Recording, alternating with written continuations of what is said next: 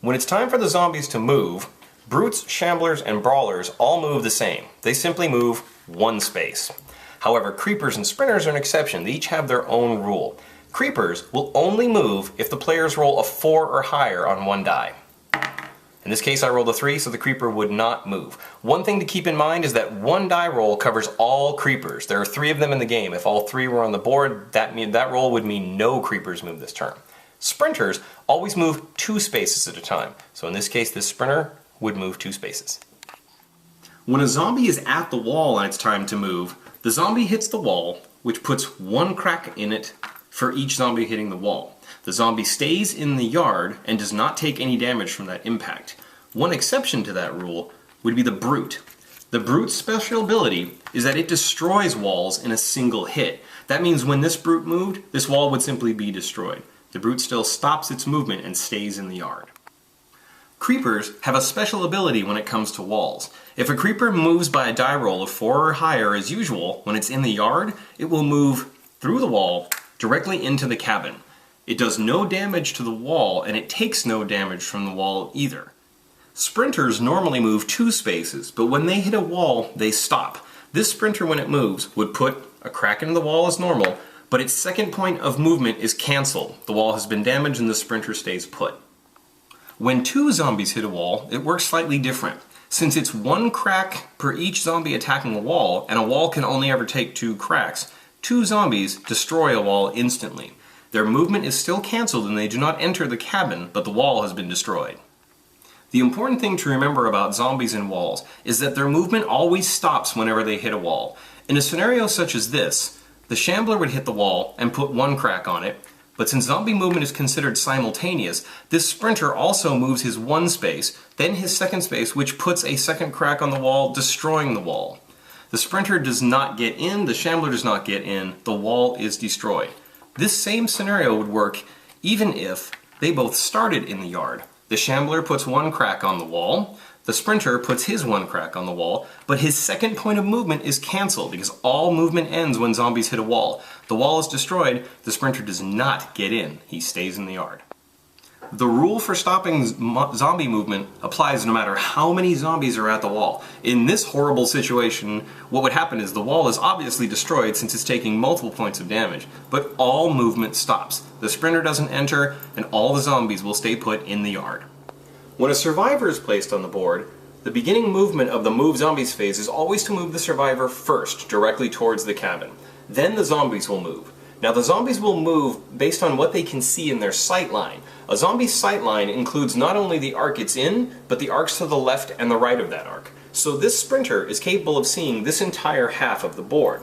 The sprinter would then move 1 space closer towards the survivor since it's the most delicious target, and it stops its movement there. Sprinters normally move 2 spaces, but since it's reached a target, it ends its movement.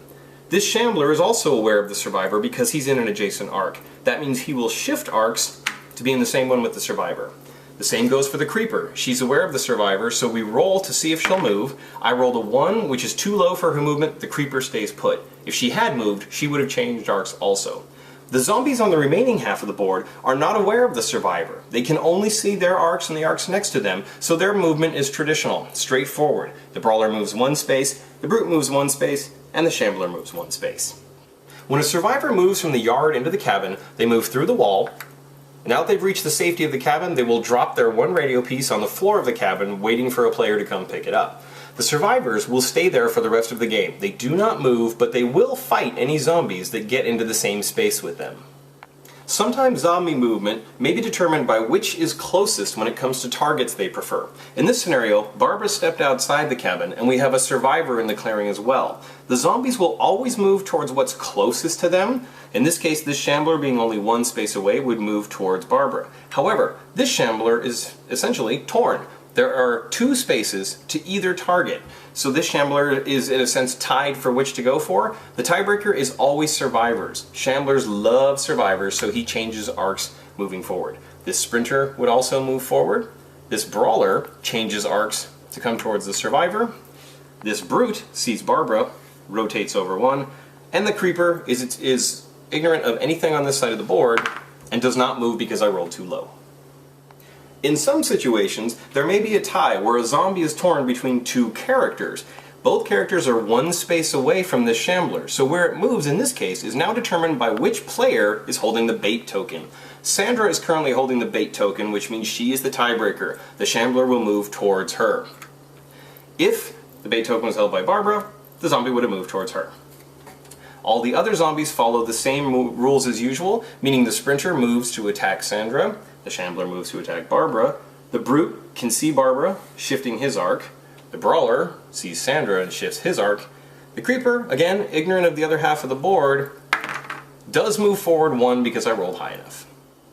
In some situations, the tie between two characters can't be resolved by the bait token because neither of them are carrying the bait token. In this case, Sandra, who's safe inside the cabin, currently has the bait token. That means this shambler has to choose between Barbara and David. The way we would determine that is by moving in player order clockwise around the table. For the purposes of this tie, it's as if Barbara, being closest to Sandra, had the bait token, meaning zombie moves towards her, all the other zombies follow regular movement rules, the sprinter moves towards David, the brawler changes arcs, the brute changes arcs to get Barbara, and the creeper, again, not knowing what's going on in their other half of the board, moves forward one space because I rolled high enough. In the rare scenario that there are two survivors on the board at the same time, you may have a condition where the zombies are torn between which one to advance for. This sprinter, for instance, is two spaces away from each survivor. Since there is no bait token to break the tie, this is simply the player's choice. Players decide which survivor will be attacked. The sprinter, let's say the players choose this survivor, sprinter moves his two spaces over and down. All the other monsters follow the typical rule. The shambler moves forward, the brawler moves forward, the shambler moves to get this survivor.